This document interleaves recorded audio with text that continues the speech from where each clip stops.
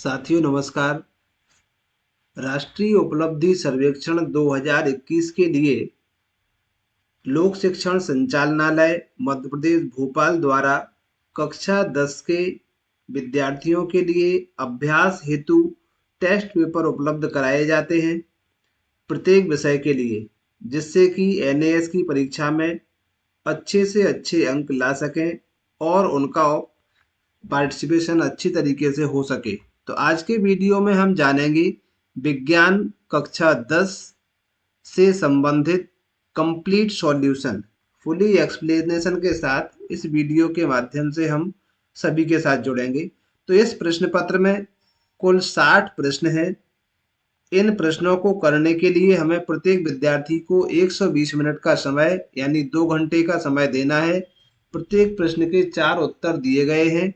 इनमें से एक उत्तर सही है, उसे हमें क्लिक करना है। इसमें जो भी रफ कार्य हो उसके लिए स्टूडेंट्स इसी पेपर का यूज कर सकता है। तो चलिए हम इसको आरंभ करते हैं। सबसे पहला प्रश्न है, उस प्रक्रम का नाम बताइए जिसमें एक ठोस पदार्थ गर्म करने पर द्रव में परिवर्तित हो जाता है। तो इसके 4 ऑप्शन है।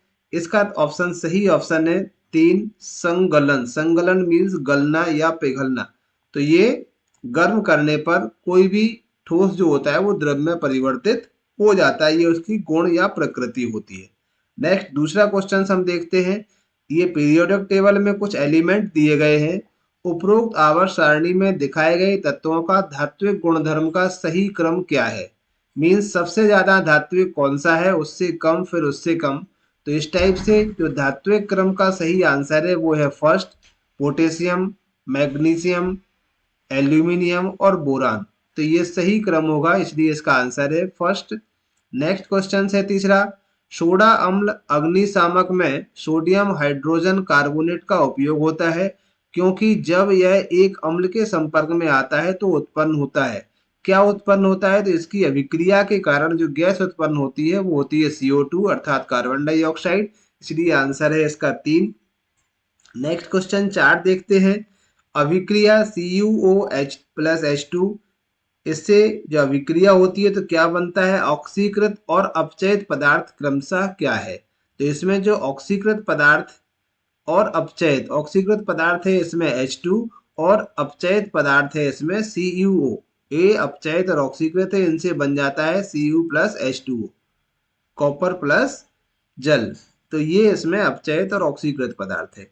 नेक्स्ट आपका है, बादल में परिरक्षित प्रावस्था एवं परिक्षेपण माध्यम क्या होता है? तो परिक्षिप्त होता है द्रव और परिक्षेपण होता है माध्यम, इसका गैस होती है। तो ये एक तरह से सॉल्यूशन है या विलयन है, द्रव का गैस में विलयन होता है ये। नेक्स्ट क्वेश्चन है हमारा 6। पदार्थ के एक मोल में उतने ही परमाणु या अणु या आयन होते हैं जितने की, इसमें ये दिया गया हुआ कार्बन 12 के 12 ग्राम में है। तो किसी एक मोल की संख्या 12 ग्राम कार्बन के बराबर होती है, जो C12 इसका मॉलिक्यूलर वेट है, इसके बराबर इसकी मान रहता है। नेक्स्ट क्वेश्चन है, एक्स वाई जेड तत्वों की परमाणु संख्याएं क्रमशः 8, 12 और 17, यानी कि 8 है एक्स की, वाई की है 12 और जेड की है 17। निम्न में से कौन से तत्व एक ही आवर्त में आएंगे? तो ये आ जाएगा वाई और जेड। वाई और जेड यानी 12 और 17 ये एक ही आवर्त के दो परमाणु होंगे या तत्व एलिमेंट होंगे। इसके बाद निम्न में से कौन सी अभिक्रिया संकलन अभिक्रिया है? तो सान H2SO4 की एथेनॉल के साथ अभिक्रिया होगी, वो एक तरह से संकलन अभिक्रिया होगी। आवर्त सारणी के तीसरे आवर्त का M ऑक्सीजन के साथ मिलकर M2O ऑक्साइड बनाता है। M क्या है? तो M क्या है? एल्यूमिनियम, क्योंकि इसमें हम देखते हैं तो एल्यूमिनियम के ऑक्साइड यहाँ पर बनते हैं। तीसरे आवर्त का तत्व है, आवर्त सारणी ऊपर हमने देखा था। नेक्स्ट है आपका 10वां क्वेश्चन। हाइड्रोजन सल्फाइड यानी H2S के एक अणु में उपस्थित परमाणुओं का अनुपात द्रव्यमान के रूप में है। तो ये होता है H2S। H2S का है 1:16, ये इसका सही अनुपात द्रव्यमान का होता है। नेक्स्ट आ जाता है कम सक्रियता के धातुओं के ऑक्साइडों के कोक के द्वारा अपचयन में एक गैस उपोत्पाद के रूप में निकलती है। निःश्वसन करने पर यह गैस बहुत अधिक विषैली होती है। यह कौन सी गैस है? तो वो गैस होती है कार्बन मोनोऑक्साइड। ऑप्शन है इसका 4। नेक्स्ट है परमाणु के लिए निम्नलिखित में से कौन सा कथन सत्य है? इलेक्ट्रॉन की संख्या प्रोटॉन के बराबर होती है, इसके बराबर परमाणु संख्या भी कहते हैं, और ये द्रव्यमान संख्या इससे बड़ी होती है, क्योंकि द्रव्यमान संख्या जो होती है वो प्रोटॉन और न्यूट्रॉन दोनों की संख्या को जब प्लस कर देते हैं तो द्रव्यमान संख्या तो इन दोनों से इनसे ज्यादा होती है। इलेक्ट्रॉन, प्रोटॉन और परमाणु संख्या ये तीनों सेम रहते हैं, इसलिए ऑप्शन हमारा दूसरा सही है। नेक्स्ट क्वेश्चन है आपका, निम्न में से कौन सी विस्थापन अभिक्रिया है? तो ये विस्थापन अभिक्रिया है ZnS प्लस FeSO4 एक्वस, ये एक विस्थापन अभिक्रिया है। नेक्स्ट आ जाता है दो पदार्थ P एवं Q आपस में अभिक्रिया करके एक मीठी गंध वाला पदार्थ R बनाते हैं, निम्न में से कौन सा सही विकल्प है? तो ये होते हैं एस्टरीकरण, इसमें कार्बोनिक अम्ल और अल्कोहल, ये एक सुगंधित मीठा द्रव हो बन जाता है। जब ताजा दूध दही में परिवर्तित हो जाता है तो पीएच पर क्या प्रभाव पड़ता है? तो उसका पीएच कम हो जाता है, पीएच मान जो है वो कम हो जाता है। नेक्स्ट, सोडियम क्लोराइड NaCl का जलीय विलयन सिल्वर नाइट्रेट AgNO3 के जलीय विलयन से अभिक्रिया करता है। यह अभिक्रिया निम्न में से किस प्रकार की अभिक्रिया से संबंधित है? तो द्विविस्थापन, डबल विस्थापन इसमें हो जाता है। तो या इसका आंसर है आपका ये पहला और तीसरा, ये भी हो जाता है और अवक्षेपण भी इसमें हो जाता है, तो इसीलिए इसका आंसर होगा एक, पहला और तीसरा, ये वाला इसका आंसर सही है। फर्स्ट एंड ये भी आपका सही है और तीसरा भी इसका सही है। नेक्स्ट आ जाएगा, आलू के चिप्स की थैली में नाइट्रोजन गैस भरी जाती है जिससे कि विकृति गंधिता, मतलब ये काफी दिनों तक एजिटिज कंडीशन में रखे रहते हैं, इनमें कहीं कोई विकृति गंधी यानी बैड स्मेल नहीं आती, इसीलिए नाइट्रोजन गैस इसमें भरी जाती है। नेक्स्ट क्वेश्चन है, दो अलग अलग ऑक्साइड P एवं Q की अभिक्रियाएं निम्न है, ये दी गई हैं, इसमें P क्षारक है और Q उभयधर्मी वाई नेचर का होता है। नेक्स्ट क्वेश्चन आ जाता है, R एक सफेद पदार्थ है जो कि केक बनाने के उपयोग किया जाता है। गर्म करने पर यह कार्बन डाइऑक्साइड गैस, जलवाष्प एवं एक सफेद ठोस पदार्थ S देता है। तो क्षारक प्रकृति में R और S की पहचान कीजिए। R NaHCO3 होता है और S Na2CO3 है। नेक्स्ट, जल के एक मोल में परमाणुओं की संख्या अवोगाड्रो संख्या के बराबर होती है, तो ये होता है 6.022 इंटू 10⁻23, ये इसका सही आंसर है। नेक्स्ट, अत्यंत विषैली गैस ओजोन को आवश्यक माना जाता है। क्यों माना जाता है? क्योंकि ओजोन की जो परत है वो यूवी रेज से हमें प्रोटेक्शन प्रोवाइड करती है, इनसे रक्षा करती है, इसलिए ऑप्शन पहला इसका सही है। नेक्स्ट आपका क्वेश्चन है, इसका फोर्थ ऑप्शन सही है। हमारे मुख में जो तरल द्रवित पदार्थ होता है वो क्या होता है? लार, तो इसलिए इसका ऑप्शन है तीसरा।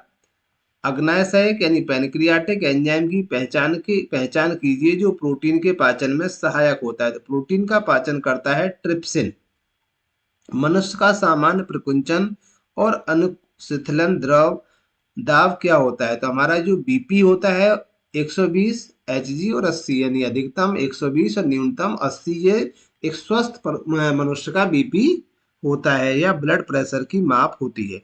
गमले में लगे पौधे की समस्त पत्तियों को दोनों तरफ से वैसलीन लगाने पर निम्न में से कौन सी प्रक्रियाएं प्रभावित करती है? तो इसमें सभी प्रक्रियाएं प्रभावित होंगी, इसकी श्वसन भी होगी, प्रकाश संश्लेषण भी होगी, उत्सर्जन और बाष्पोत्सर्जन, सारी की सारी एक्टिविटीज इनकी अफेक्टेड होती है, इसलिए आंसर हो जाएगा 4, उपरोक्त सभी। नेक्स्ट क्वेश्चन है आपका, सामान्यतः पादप दिन में के समय ऑक्सीजन तथा रात्रि के समय CO2 निष्कासित करते हैं। इस कारण से पादप दिन में श्वसन की तुलना में प्रकाश संश्लेषण तीव्र गति से करते हैं, जबकि रात में प्रकाश संश्लेषण नहीं होता। क्यों नहीं होता? क्योंकि फोटोसिंथेसिस यानी कि प्रकाश संश्लेषण के लिए सूर्य के प्रकाश की आवश्यकता होती है। नेक्स्ट क्वेश्चन आपका आ जाता है, क्या होता है जब सूक्ष्म जैविक संक्रमण के कारण जाइलम और फ्लोएम और पादप की वाहिकाएं अवरुद्ध हो जाती है, तो जल का जड़ से पत्तियों के ऊपर की तरफ गति नहीं हो पाती, इसलिए आंसर है सी, तीसरा वाला। साधारण सपाट एपिथेलियम जिसकी झिल्ली वर्णात्मक पारगम्य है यानी चयनात्मक है, तो ये चपटी एपिथेलियम होगी। मनुष्य में निषेचन एक ऐसी प्रक्रिया है जिसमें नर और मादा कोशिकाएं आपस में मिलती हैं। नेक्स्ट है, एक परितंत्र में अपघटक होते हैं, तो इनमें से अपघटक क्या है, ये आपका गिद्ध जो होता है एक तरह से कार्निवोर्स है, ये आपका ये सर्वोच्च मांसाहारी होता है शेर, ठीक है, तो इसका अपघटन करता है कवक। नेक्स्ट, जो टेहरी तथा अलमती जैसे अनेक बांधों की ऊंचाई बढ़ाने के अनेक प्रयास किए गए हैं। निम्नलिखित में से उन सही कथनों का चयन कीजिए जो बांध की ऊंचाई को बढ़ाने के परिणाम हो सकते हैं, तो इनका तीनों ऑप्शन इनमें सही, पहला, दूसरा और तीसरा ये हो सकता है, तो इसलिए ऑप्शन है इसका 2। चिपकू आंदोलन से कौन से महत्वपूर्ण संदेश संप्रेषित किए गए? वन संरक्षण के प्रयास में समुदाय को सम्मिलित करना, ये इसका राइट आंसर है। निम्न आरेख ये जो दिया गया है किसको दर्शाता है? फर्स्ट लड़का और फोर्थ लड़का, तो ये आपका एक तरह से क्रॉस दिया गया है सेक्स डिटर्मिनेशन का, तो उसके लिए ये क्रॉस के आधार पर आंसर है आपका 4। नेक्स्ट है, चित्र में दिखाए गए जंतु के लक्षणों का परीक्षण करके वर्ग चुनिए, तो इसके जो लक्षण, इसको चित्र को देखते हैं तो ये आर्थ्रोपोडा, आर्थ्रोपोडा की विशेषता होती है जिसके पैर जॉइंटेड होते हैं, यहाँ दिख रहे हैं बहुत सारे जॉइंट पैरों में होते हैं, तो पैर जॉइंटेड इसके होते हैं, वो आर्थ्रोपोडा में आता है। उर्वरक के संदर्भ में सही कथन को चुनिए, तो पहला और चौथा इसका कथन है वो सही है, फर्स्ट और चौथा इसका राइट है, इसीलिए आंसर है तीसरा। निम्नलिखित में से कौन सा खनिज पदार्थ विभिन्न जंतुओं के अंतःकरण तथा बाह्य कंकाल का निर्माण, अंतःकंकाल और बाह्य कंकाल, एंडोस्केलेटन एंड एक्सोस्केलेटन, तो ये कार्बोनेट के लवण इनके द्वारा ये बना होता है। जैव विविधता के संदर्भ में निम्न में से कौन सा क्रम सही है? तो इसका जो सही वाला क्रम है निम्नलिखित में से कौन सा सही है? तो फर्स्ट है, किसी क्षेत्र में उपस्थित पादपों और जंतुओं की विभिन्न प्रजातियों का द्योतक, एक विशेष क्षेत्र में जो वहां की एनिमल और प्लांट कम्युनिटी होगी वही उसका जैव विविधता कहलाएगी। एक गांव में स्वच्छ सुरक्षित पेयजल की कमी है, इस गांव में निम्नलिखित में से किस रोग के फैलने की आशंका है? तो इस रोग से फैलता है हैजा, अगर इस तरह से स्वच्छ जल नहीं है तो वहाँ हैजा फैलने की आशंका है। अधिकांश पादप पशुओं के लिए आहार यानी चारे का कार्य करते हैं, सामान्य चारा कौन सा है? तो बरसीम, जिसे हम घास भी कहते हैं, बरसीम घास। इसके बाद ये जो दिया गया है तल की सभी स्थितियों में समान होता है, ये अलग अलग नहीं होगा। नेक्स्ट क्वेश्चन है, एक दृष्टि दोष वाले व्यक्ति को कोई डॉक्टर -2.5D डायोप्टर का लेंस निर्धारित करता है, इस लेंस का प्रकार तथा फोकस दूरी क्रमशः होगी, तो अवतल लेंस होगा ये और फोकल दूरी होगी -40 सेंटीमीटर। नेक्स्ट, एक बेलनाकार चालक का प्रतिरोध 18 ओम है, इस 3 बराबर भागों में काटा जाता है, यदि इन तीनों भागों को पार्श्व क्रम में जोड़ा जाए तो इस संयोजन का तुल्य प्रतिरोध कितना होगा? जो रेजिस्टेंस होगा वो होता है 2 ओम। इसको हम सॉल्व कर लेंगे, सॉल्व करने के बाद आपका यही आंसर आएगा। नेक्स्ट क्वेश्चन है, एक धावक 8 त्रिज्या वाले वृत्त से 5 चक्कर लगाकर t सेकंड में का समय लेता है, तो धावक की चाल क्या है? तो चाल दूरी बटा समय होती, तो हम पहले यहाँ से दूरी निकाल लेंगे यहाँ पर, तो दूरी निकालने के बाद 5 चक्कर लगाना है, तो ये 2πr होता है, तो 10πr/t, क्योंकि 5 चक्कर लगाना है तो 5 का मल्टीप्लाई 2 से हो जाएगा, तो 10πr/t इसका आंसर होगा। कोई पिंड एक समान चाल से गतिशील है, तो इसका आंसर जो है 250 मीटर है। किसी दर्पण द्वारा बना प्रतिबिंब वस्तु के आकार के समान उल्टा है, दर्पण कैसा होगा? तो केवल अवतल दर्पण होगा। नेक्स्ट क्वेश्चन हम देखते हैं, निम्न में से जड़त्व के बारे में कौन सा कथन सही है? वस्तु जितनी भारी होगी उतना जड़त्व अधिक होगा, जितनी हल्की होगी तो जड़त्व उसका कम होगा। नेक्स्ट है, निम्न सारणी 4 वस्तुएं ABCD द्वारा प्रथम, द्वितीय, तृतीय एवं चतुर्थ सेकंड में तय की गई दूरियां निम्न सारणी में दी गई हैं। इसमें से जो तीसरा से है वो आंसर सही है।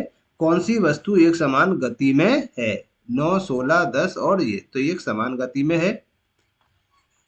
इसके बाद नेक्स्ट हम इस तरह से ये सारे क्वेश्चंस के आंसर्स हैं, इन आंसर से हम अपने सॉल्यूशन को निकाल सकते हैं। तो साथियों, ये था विज्ञान का महत्वपूर्ण पेपर, जिसके आधार पर हम तैयारी करेंगे NAS की। तो इसी तरह के पेपर्स की कंप्लीट सॉल्यूशन देखने के लिए हमारे चैनल से जुड़े रहें। चैनल पर यदि पहली बार है तो चैनल को सब्सक्राइब करें, लाइक करें और शेयर करें। अधिक से अधिक लोगों को इसको पहुंचाएं, जिससे कि ज़्यादा से ज़्यादा बच्चों तक इसका लाभ हो सके। वीडियो कैसा लगा अपनी राय हमें कमेंट बॉक्स में ज़रूर दें। Thank you.